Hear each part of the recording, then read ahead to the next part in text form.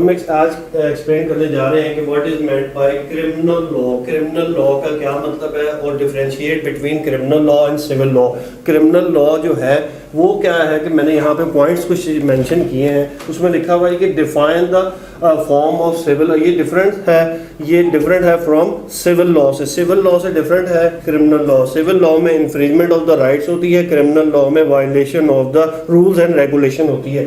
Second number पे कहते हैं system of law concern with the punishment. ऐसा सिस्टम ऑफ लॉ जो ताल्लुक रखता है या डील करता है सजाओं के साथ, ठीक है। उसके बाद आता है dealt with the criminal and behaviour, और जो डील करता है क्रिमिनल्स के साथ और उनके बिहेवियर के साथ कि क्रिमिनल्स क्या है, किसको क्रिमिनल कहा जाएगा और उनके बिहेवियर को कैसे रेगुलेट किया जाएगा। उसके बाद है कि remedy provided in form of imprisonment और डेथ पेनल्टी। यहाँ पे थे कि जी रेमेडी जो है किसी भी violation of the rules and regulation, violation of the law breaking की सूरत में जो बंदा है क्रिमिनल, उसे ऑफेंडर कहेंगे। ऑफेंडर जो है अक्यूज पर्सन जो है उसको कैसे ट्रायल किया जाएगा, उसके बाद उसको क्या सजा के तौर पे इम्प्रिजमेंट दी जाएगी या डेथ पेनल्टी दी जाएगी। ये जो है क्रिमिनल लॉ में होता है, जबकि सिविल लॉ में इस तरह की कोई चीज़ नहीं। सिविल लॉ में सिर्फ डैमेजेस जो हैं वो अफेक्टेड पर्सन को दिए जाते हैं और जो रॉन्ग डूअर है उससे डैमेजेस लेके अफेक्टेड पर्सन को दिए जाते हैं जिसके राइट इन्फ्रिंज हुए होते हैं। सिविल लॉ में राइट इन्फ्रिंज हो रहे होते हैं, क्रिमिनल लॉ में जो violation of the rules and regulation, violation of the law हो रही होती है। उसके बाद आता है कि जी define the rules to be followed, और ये क्रिमिनल लॉ ऐसे रूल डिफाइन करता है कि जिनको फॉलोड करना पड़ेगा। वो लॉज कैसे एप्लीकेबल करवाता है? थ्रू इज फिजिकल फोर्स से। स्टेट अपनी फिजिकल फोर्स से जो लॉज इम्प्लीमेंटेशन करवाती है वो इसको डिफाइन करते हैं। अब एक definition of criminal law, Black's Law Dictionary कहती है the body of law defining criminal offences. ऐसे बॉडी ऑफ लॉ मजमुआ, ऐसे कानून कवानीन का मजमुआ जो डिफाइन करती है क्रिमिनल ऑफेंसेस को, क्राइम के ऑफेंसेस को, क्रिमिनल ऑफेंसेस को डिफाइन करती है। Regulating how suspect are investigated, और क्रिमिनल लॉ ये भी बताता है कि किस तरीके से क्रिमिनल्स को जो है इन्वेस्टिगेशन के प्रोसेस में लाया जाए, उनको इन्वेस्टिगेट किस तरह किया जाए, उनका ट्रायल किस तरह किया जाए, उनकी जो है इन्वेस्टिगेशन का प्रोसेस किस तरह चलाया जाए, ये भी क्रिमिनल लॉ डिफाइन करता है। How they charge and tried, कैसे उनके ऊपर कोई जुर्म लगाया जाए, कोई ऑफेंस उनके क्राइम के साथ कनेक्ट किया जाए, कोई चार्ज उनके ऊपर लगाया जाए और उनका ट्रायल जो है वो ट्रायल कोर्ट में कैसे उनका ट्रायल किया जाए, यानी कि मुकदमा उनके ऊपर कैसे चलाया जाए, ये क्रिमिनल लॉ डिफाइन करता है। उसके बाद है कि and provide punishment for offenders, और क्रिमिनल लॉ प्रोवाइड करता है पनिशमेंट, ये प्रोवाइड नहीं करता डैमेजेस, ठीक है, ये प्रोवाइड करता है पनिशमेंट क्रिमिनल्स के लिए। क्योंकि रेमेडी क्या होती है, जिस बंदे के साथ कोई नाइंसाफी हुई है, फॉर एग्जांपल उसको हर्ट हुई है, उसकी डकैती हुई है, उसके साथ चोरी हुई है, उसका मर्डर हुआ है, तो ये प्रोवाइड करती है सजाएं, ना कि डैमेजेस अवॉर्ड करती है, ठीक है। डैमेजेस जो है वो लेके दिए जाएंगे जो बेचारा विक्टिम है, या उसके कह लेंगे अगर सिविल में जाते हैं जो बंदा जिसके राइट इन्फ्रिंज हुए हैं उसको डैमेजेस लेके दिए जाते हैं। लेकिन क्रिमिनल में पनिशमेंट प्रोवाइड की जाती है और कुछ पेनल्टी एज ए कॉस्ट, पैसे भी, फाइन भी डाला जाता है ताकि विक्टिम को जिसके साथ ज्यादती हुई है उसको पैसे भी मिले और उसकी दाद रसी भी हो जाएगी, पनिश करके ऑफेंडर को कि अगर उसने मर्डर किया है तो उसको फिर डेथ पेनल्टी मिले, अगर उसने जो है कोई ऐसा ऑफेंस किया है तो उसको पनिशमेंट मिले उसके ऑफेंस के अकॉर्डिंग। लॉ ने डिफाइन कर दिया है, पाकिस्तान पीनल कोड 1860 ने डिफाइन कर दिया है कि what is crime and what are their punishments. ये पाकिस्तान पीनल कोड 1860 1860 ने डिफाइन कर दिया कि क्राइम की डेफिनेशन और उसकी पनिशमेंट, ये पीपीसी में लिखा हुआ है कि सेक्शन 302 क्या है, उसकी पनिशमेंट क्या है, सेक्शन 324 324 इक़दाम कत्ल क्या है, उसकी पनिशमेंट क्या है, ठीक है। डिफरेंट 365 क्या है जी, किडनैप अबडक्शन का है, उसकी पनिशमेंट क्या है। इस तरह डिफरेंट ऑफेंसेस।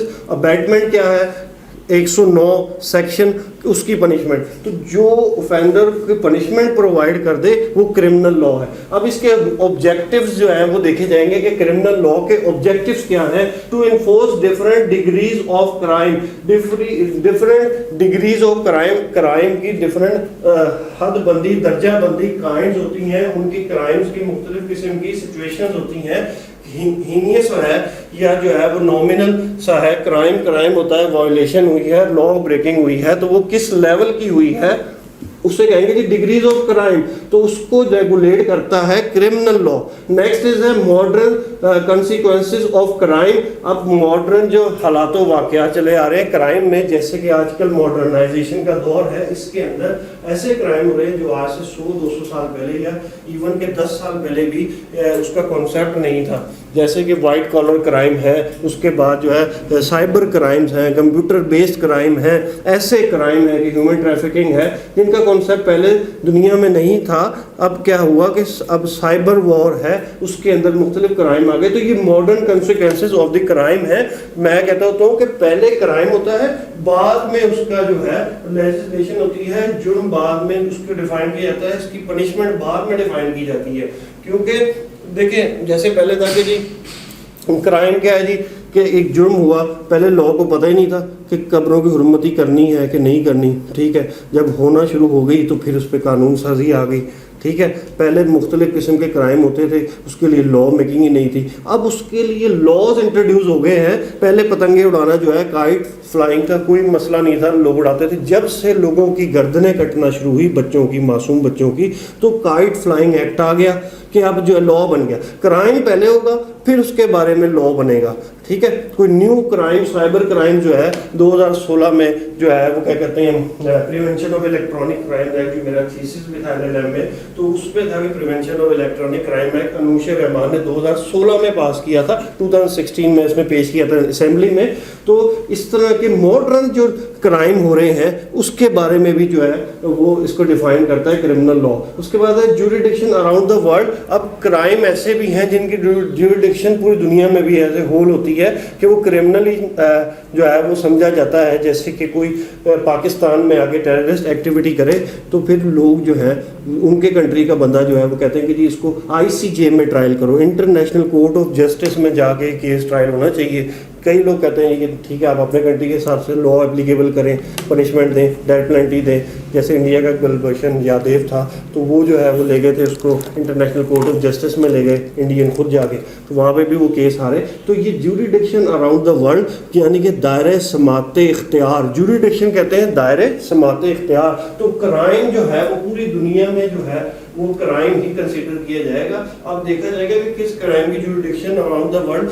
वही क्राइम तो क्राइम है, कई कंट्रीज में जहाँ पे ड्रिंकिंग करना मुस्लिम कंट्रीज में क्राइम है, लेकिन बाहर के कंट्रीज में, वेस्टर्न कंट्रीज में जो है वो क्या कहते हैं क्राइम नहीं है। इसलिए ज्यूरिडिक्शन अराउंड द वर्ल्ड देखी जाएगी कि उस क्राइम की जो ज्यूरिडिक्शन है उसके दायरे समात इख्तियार है, किस किस मुल्क को हासिल है कि नहीं, ICJ international court of justice में जाना भी चाहिए कि नहीं, पाकिस्तानी टेरिटरी के लॉ लगेंगे कि नहीं, कौन से कंट्रीज के लॉ लगेंगे, ज्यूरिडिक्शन देखेंगे। तो क्रिमिनल लॉ जो है वर्ल्ड वाइड हर जगह क्रिमिनल लॉ एप्लीकेबल होता है। अच्छा, थ्योरीज ऑफ द क्राइम। अब इसके अंदर आई थी थ्योरीज। रेट्रीब्यूशन नंबर 1 है जी, रेट्रीब्यूटिव थ्योरी। रेट्रीब्यूशन, ठीक है, कि जैसा किसी ने कोई क्राइम किया है उसके अकॉर्डिंग सिमिलर जो है उसको पनिशमेंट दी जाए। मर्डर किया है तो फिर उसको जो है मर्डर ही उसका किया जाए, यानी कि डेथ पेनल्टी उसको दी जाए। रेट्रीब्यूशन थ्योरी में ऐसी थ्योरीज हैं, मुख्तलिफ थ्योरीज ऑफ द क्राइम है कि डिफरेंट जूरिस्ट ने थ्योरीज बता दी हैं फिलोसफर्स ने, कि उन्होंने कहा जूरिस्ट ने कि भाई एक रेट्रीब्यूटिव थ्योरी है जिसे रेट्रीब्यूशन कहते हैं क्राइम की, कि equal punishment to the crime के इक्वल जो है पनिशमेंट देनी चाहिए। ये नहीं है किसी ने जो है एक रोटी का टुकड़ा उठाया और उसे सजाए मौत दे दी, या किसी ने कत्ल किया तो उसे 10 रुपए जुर्माना करके छोड़ दिया, उसके क्राइम के इक्विवेलेंट जो है उससे पनिशमेंट देनी चाहिए। नेक्स्ट इज डेटरेंस, डरा देने वाली। सूटेबल पेनल्टीज, डेटरेंस ऐसी होती हैं जिसमें पेनल्टीज क्राइम के अकॉर्डिंग दी जाती हैं, सूटेबल जुर्माने डाले जाते हैं, सजाएं दी जाती हैं। लेकिन डेटरेंस थ्योरी क्या कहती है कि ऐसी एग्जाम्पलरी पनिशमेंट दी जाए कि क्रिमिनल नहीं बल्कि आम बंदा भी जो है ना वो 100 दफ़ा उस एक्ट को करने के लिए सोचे कि यार ये ऐसा किया तो ऐसे हो जाएगा।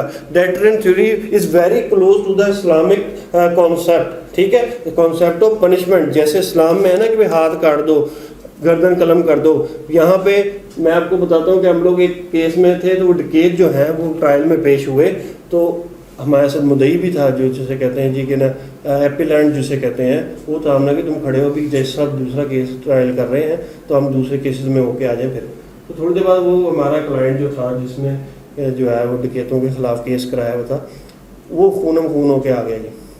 अब बंदे जो हैं वो ऑलरेडी जो क्रिमिनल्स हैं वो हथकड़ियाँ लगी हुई हैं, उन्होंने हथकड़ियों समेत फिर उसको अदालत के बाहर मारा। उनको पता है कि भाई अब इससे आगे कहाँ जाना है, कोर्ट में तो पहले ही आए हुए हैं, अब इससे आगे कहाँ जाना है, तो वहाँ पे उन्होंने अटैक कर दिया उसके ऊपर।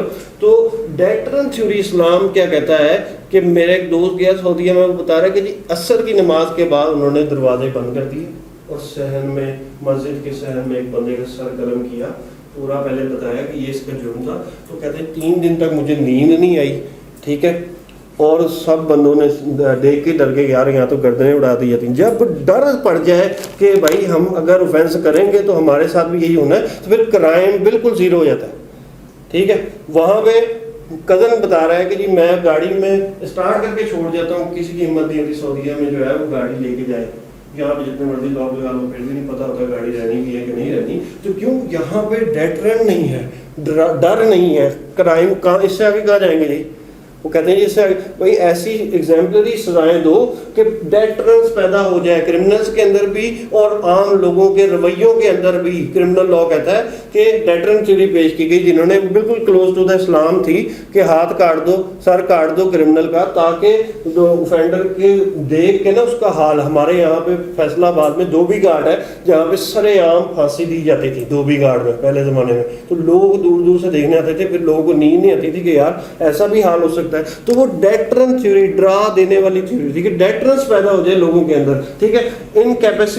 इनकैपेसिटेशन किसकी जी, ऑफ क्रिमिनल को, उनकी कैपेसिटी खत्म कर दी जाए, उनको पनिशमेंट देके जुर्म करने की कैपेसिटी इनकी खत्म कर दी जाए। नेक्स्ट है जी रिहेबिलिटेशन, यानी कि टर्निंग ऑफेंडर इनटू वैल्यूएबल।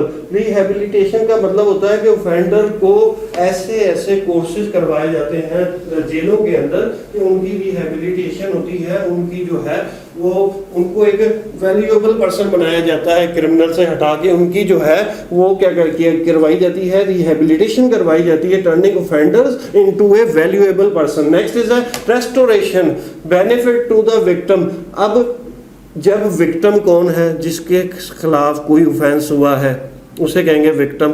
अगर वो खुदा न खास्ता बाय चांस उसकी डेथ हो जाती है तो उसके लीगल हेयर्स हैं, वारिसान हैं, उनको जो है वो पीछे उनकी दाद ऐसी की जाएगी कि भाई विक्टिम जो था हमारा, अगर तो वो डिसीज हो गया, मर गए को कहते हैं डिसीज है ना, उसकी डेथ हो गई है, तो फिर उसके लीगल हेयर्स को पैसे लेके देने, किसास जिसे कहते हैं, या दियत, या फिर उसके बाद जो है उसके या ना भी हो तो किसास ही है कि भाई मुजरिम को भी उस तरह की सज़ा मिलनी चाहिए, ठीक है। मुजरिम को भी सज़ा सिमिलर जो है, इस तरह रेस्टोरेशन ऑफ द विक्टिम हुई थी। अगर खुद उसका कोई हाथ टूट गया बंदे का तो वो भी सिमिलर काइंड ऑफ पनिशमेंट उसे मिल जाती है, 10 साल की सज़ा एग्जाम्पल मिल जाती है, ठीक है। उसका होता है कि ना भाई उसको डिसेबल कर दिया है परमानेंटली, उसके किसी ऑर्गन को जो है डिसेबल कर दिया है, उसको बिल्कुल जो है इम्पेयर कर दिया है, तो उसके विक्टिम की रेस्टोरेशन भी क्रिमिनल लॉ करता है, ये भी थ्योरी है। उसके बाद confining, away from society, criminal को रखना है सोसाइटी से दूर, क्रिमिनल को सोसाइटी से दूर रखना है कि भाई क्रिमिनल और मजीद क्राइम ना करे। एक टर्म हमारे यूज होती है हैबिचुअल ऑफेंडर। हैबिचुअल ऑफेंडर क्या होता है कि जी आदी मुजरिम। आदी मुजरिम क्या होता है कि जो बार बार वही ऑफेंसेस करता है, ठीक है। कोर्ट्स में भी ये देखा जाता है कि ये हैबिचुअल ऑफेंडर है कि नहीं है, बार बार ये केस कर रहा है नहीं कर रहा है। जैसे इस्लाम में है कि अगर कोई चोरी करे जी उसका राइट जो है हैंड जो है आप तो रिस्ट तक काट दो, ठीक है। अगर दोबारा करे तो उसका फुट एंकल तक काट दो। अगर फिर करता है तो इस्लाम भी कह रहा है कि जी वो हैबिचुअल ऑफेंडर है, उसको जो है परमानेंटली जेल में डाल दो, कन्फाइनिंग कर दो। तो ये दूसरी डिफरेंट थ्योरीज हैं क्राइम की जो है। उसके बाद आए थे जी फंक्शंस। इसके फंक्शन क्या है जी क्रिमिनल लॉ के? Maintaining of orders, law and order की सिचुएशन को मुल्क में मेंटेन रखता है, नज़्म व ज़ब्त के निज़ाम को मेंटेन रखता है। वैसे तो हर बंदा आगे जाके यहाँ पे लड़ाइयाँ शुरू कर दे। अब हर बंदे को पता है कि जी मैंने अगर कोई भी वायलेशन की तो मुझे पनिशमेंट मिलेगी। इस तरह मेंटेनिंग जो है, मेंटेनिंग द ऑर्डर्स, ऑर्डर क्या है जी? लॉ एंड ऑर्डर को मेंटेन करता है क्रिमिनल लॉ। उसके बाद आए थे रिजॉल्विंग डिस्प्यूट, जो लोगों के माबैन जो तनाज़ात, लड़ाई झगड़े वाले हैं कि उसने उसके बंदे मार दिए, उसको हल किया जाता है कि उसने मेरा बंदा मार दिया, मेरे मकान पे कब्जा कर लिया, डकैती कर दी। रिजॉल्विंग द डिस्प्यूट जो है वो क्रिमिनल लॉ करवाता है। उसके बाद प्रोटेक्टिंग इंडिविजुअल एंड पब्लिक। अब ये जो है क्रिमिनल लॉ है, प्रोटेक्ट करता है एक सिंगल वाहिद को, पर्सन्स को भी, कि अगर उसने कोई भी ऐसा एक्ट किया है जिसके वजह से लॉ ब्रेकिंग हुई है। कुछ देखो कहते हैं कि सिन और क्राइम में डिफरेंस होता है, गुनाह और जुर्म में डिफरेंस है। जैसे कि कहते हैं कि जितने भी गुनाह हैं वो क्राइम नहीं हो सकते। एग्जाम्पल देता हूँ कि वालिदैन के कहना ना मानना गुनाह तो है, क्राइम नहीं है। बड़ों की इज्जत ना करना गुनाह तो है, क्राइम नहीं है। लेकिन क्राइम अगर कहते हैं किसी को हर्ट करना, किसी की चोरी करना, किसी को मर्डर करना, तो ये सारे गुनाह भी हैं और ऑफेंसेस भी हैं, क्राइम भी हैं। ठीक है, तो वो कहते हैं प्रोटेक्शन इंडिविजुअल, एक इंसान को भी बचाना, एक प्राइवेट पर्सन को भी और पब्लिक को भी बचाना, ये भी क्रिमिनल लॉ का मेन थीम है। उसके बाद है control the human conduct. Criminal law की वजह से जब पता लगा कि भाई अगर हमने किसी के साथ नाइंसाफ़ी की, मर्डर किया, कोई डकैती की, रॉबरी की, राइटिंग की, कोई भी रॉन्गफुल कन्फाइनमेंट की, कोई भी किसी के साथ भी कोई भी ऐसा ऑफेंस किया जो ब्रीच ऑफ लॉ है, तो हमें जो है सज़ाएं मिल सकती हैं। इसलिए कंट्रोल द ह्यूमन कंडक्ट जो है वो बताया गया कि क्रिमिनल लॉ ह्यूमन कंडक्ट को कंट्रोल करता है। उसके बाद आए थे सेफ गार्ड ऑफ लिबर्टी, आज़ादी को भी इंश्योर करवाता है कि हर बंदे को जो है ना आज़ादी हासिल है घूमने फिरने की। जैसे कि कई इलाकों में है कि भाई रात को 10 बजे के बाद ना निकलना, डकैतियाँ शुरू हो जाती हैं। तो क्रिमिनल लॉ क्रिमिनल को ट्रीट करने के लिए जो हमारी आर्म फोर्सेस हैं, ठीक है, वो एक्टिवेट हो जाती हैं। पुलिस है, आर्मी है, एजेंसीज है, तो वो फिर लोगों की सेफ गार्ड करती हैं, आज़ादी को हिफाजत करती हैं। नेक्स्ट है what is the difference between civil law and criminal law. ये तो था जी क्रिमिनल लॉ का शॉर्ट सा ब्रीफ इंट्रोडक्शन। अब आए थे जी इसके डिफरेंस क्या है। सिविल लॉ लास्ट टाइम मैंने बताया था, लेक्चर मौजूद है मेरा। क्रिमिनल लॉ, अब सिविल लॉ और क्रिमिनल लॉ में डिफरेंशिएट किया। Nature of right, private rights में जो है सिविल लॉ में क्या होता है जी, प्राइवेट राइट्स जो है वो इन्फ्रिंज होते हैं और वो criminal law relate to the public right बताया था कि कोई भी ऑफेंस हो, बेशक वो इंडिविजुअल के खिलाफ ही हो रहा है, डकैती हो रही है, रॉबरी हो रही है, लेकिन स्टेट जो है कहेगी कि ये प्राइवेट, ये जो है पब्लिक के खिलाफ हुआ है एक्ट, ताकि पब्लिक एट लार्ज उससे मुतासिर हो रही है, इसलिए जो है वो कहेंगे जी क्रिमिनल लॉ इसको डील करता है। Who decide to bring the action, कौन डिसाइड करेगा कि मैं अदालत में केस लेके जाऊं। सिविल में प्लेंटिफ डिसाइड करेगा या प्लेंटिफ के रिप्रेजेंटेटिव डिसाइड करेंगे। ठीक है, प्लेंटिफ के रिप्रेजेंटेटिव, खुद भी नहीं जा सकता, अपने रिप्रेजेंटेटिव को भेज दे, अपने अटॉर्नी को भेज दे, अपने किसी नॉमिनी को भेज दे, वो जाके केस कर सकता है सिविल में। उसके बाद आए थे जी क्रिमिनल लॉ में विक्टिम डिसाइड करेगा या विक्टिम के लीगल हेयर डिसाइड करेंगे कि उन्होंने केस करना है कि नहीं करना। लीगल हेयर वारिसान, अगर तो विक्टिम की डेथ हो गई है, डिसीज पर्सन हो गया है, तो उसके वारिसान को ये अथॉरिटी है कि वो जाके केस इनिशिएट करें अगेंस्ट द क्रिमिनल। अच्छा, टाइटल ऑफ केस, इसके अंदर टाइटल कैसे लिखते हैं, प्लेंटिफ वर्सेस डिफेंडेंट। टाइटल क्या होता है जी कि मुद्दई बनाम मुद्दाले, इसमें टर्म यूज होती है। जबकि क्रिमिनल केस में स्टेट वर्सेस अक्यूज्ड, ठीक है, एपिलेंट वर्सेस जो है वो अक्यूज आता है। लेकिन मैंने आपको पहले भी बताया कि हर जो क्राइम है वो स्टेट समझती है कि मेरे खिलाफ हुआ है, तो इसलिए स्टेट उसके अंदर मुद्दई बन जाती है। तो स्टेट वर्सेस जो है वो अक्यूज हो जाएगा। स्टेट जो पहले जिसका नाम आ रहा है ना वो होता है जी केस करने वाला, और जिसके खिलाफ किया जा रहा है वो बाद में आता है। अगर सिविल है तो उसमें डिफेंडेंट, अगर जो है क्रिमिनल है तो उसमें एक्यूज। उसके बाद है टाइटल ऑफ केस भी कर लिया, difference between differences in procedure. अब प्रोसीजर की बात हो रही है कि कौन सा प्रोसीजर लगेगा। अगर तो सिविल केस है तो सीपीसी सिविल प्रोसीजर कोड लगेगा इसके ऊपर। CPC means CPC stand for civil procedure code, लिख लें आगे, ठीक है। सिविल प्रोसीजर कोड के मुताबिक सिविल प्रोसीडिंग कैसे की जाती है, सिविल केस कैसे इनिशिएट किया जाता है। Civil procedure code, civil procedure code COD, civil procedure code के तहत जो है सिविल केस इनिशिएट किया जाएगा। नंबर 2 पे आता है जी क्रिमिनल लॉ में कौन डील करेगा जी, क्रिमिनल प्रोसीजर कोड। जो क्रिमिनल प्रोसीजर कोड क्या है, CRPC, criminal procedure code applied होगा क्रिमिनल लॉ में। उसके बाद है रेमेडीज एंड सेक्शन, इसके अंदर रेमेडीज सिविल लॉ में क्या होंगी, डैमेजेस होंगे या कंपनसेशन होगी, डैमेजेस होंगे या कंपनसेशन होगी। जबकि क्रिमिनल लॉ में क्या होगा, पेनल्टीज होंगी या पनिशमेंट्स होंगी। उसके बाद आए थे जी लिमिटेशन। अब सिविल लॉ में केस करने की लिमिट होती है। For example dishonouring of the cheque है तो उसके अंदर लिमिट है कि जी 3 इयर्स तक आप जो है 3 इयर्स के अंदर अंदर जो है आप, फॉर एग्जांपल चेक डिसऑनर हो गया है, 489F सेक्शन है हमारा PPC का, कि जो है क्रिमिनल ब्रीच ऑफ ट्रस्ट है, उसके अंदर कहते हैं जी कि लिमिटेशन है कि 6 माह के अंदर अंदर आपको किसी ने बोगस चेक दे दिया है तो 6 माह के अंदर अंदर अपने आपने उसको, आज का चेक है ना, आज की डेट है फॉर एग्जांपल कि भाई आज चेक कैश होना, किसी ने आपको बोगस चेक दे दिया तो उसके 6 माह के अंदर अंदर बैंक जाके आपने प्रेजेंट करना है अपने बैंक में कि मेरे अकाउंट में ये पैसे हैं। 6 माह के अंदर अंदर उसको बैंक जो है डिसऑनर स्लिप लगा के दे देगा, उसे कहते जी स्लिप चिट लगा के दे देना, या एक उसको डिसऑनर स्लिप लगवा लेनी 6 माह के अंदर अंदर। अगर 6 माह के बाद आप गए तो वो वैलिड नहीं होगा, ठीक है। फिर आपको रीजनिंग देनी पड़ेगी कोर्ट के थ्रू कि मैं क्यों लेट आया हूँ, ठीक है। अब ये लिमिटेशन एक्ट है। फिर 3 साल तक आप उसको केस कर सकते हो। 6 माह के अंदर अंदर चेक के ऊपर, डिसऑनर चेक के ऊपर स्लिप लगवा ली, अब 3 साल के अंदर अंदर तक किसी भी टाइम आप केस कर सकते हो। कुछ केसेस की लिमिटेशन होती है 6 साल।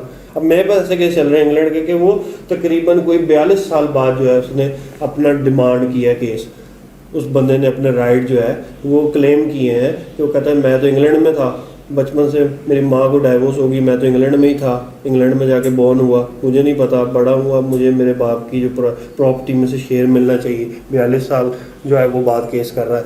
तो डिफरेंट लिमिटेशंस हैं। अब वैसे नॉर्मल 3 से 6 साल है, लेकिन फिर उसके अंदर भी वो आपने देना पड़ता है रीजनेबल कॉज, जो है वो कॉज बतानी पड़ती है कि डिलेइंग एप्लीकेशन देनी पड़ती है। रीज़न ऑफ द डिले जो है वो क्या रीज़न थी, क्यों डिले कर रहे हैं आप केस करने में। मेरे पास एक चेक पड़ा हुआ था, उसने कहा कि जी 489F का स्लिप भी लगा के दे दी उसने, ठीक है जी, 6 माह के अंदर अंदर, लेकिन वो बंदा 9 साल से गायब, 9 साढ़े 9 साल मेरे पास आया नहीं, मैंने वो चेक संभाल के रखा। फिर 9 साढ़े 9 साल बाद आया, कहता मुझे तो खुद जेल हो गई थी, मुख्तलिफ केसों में फंस गया था मैं। फिर 9 साढ़े 9 साल बाद अब उसकी जो है वो केस चलाया जाएगा, तो वो फिर लिमिटेशन एक्ट वहाँ पे देखा जाएगा कि reason of the condonation of delay की एप्लीकेशन जो है वो दी जाएगी। क्यों भाई, क्यों, रीज़न बताई जाएगी कि क्यों लेट केस किया। वैसे नॉर्मली CPC में 3 से 6 साल की होती है केस करने का टाइम, सिविल केसेस की बात करो। तो क्रिमिनल केस में बस जब कोई भी क्राइम हो गया है, अब बंदे 20-20 साल स्टडी रहते हैं, उसके बाद भी उनके खिलाफ केस चल जाता है, ठीक है।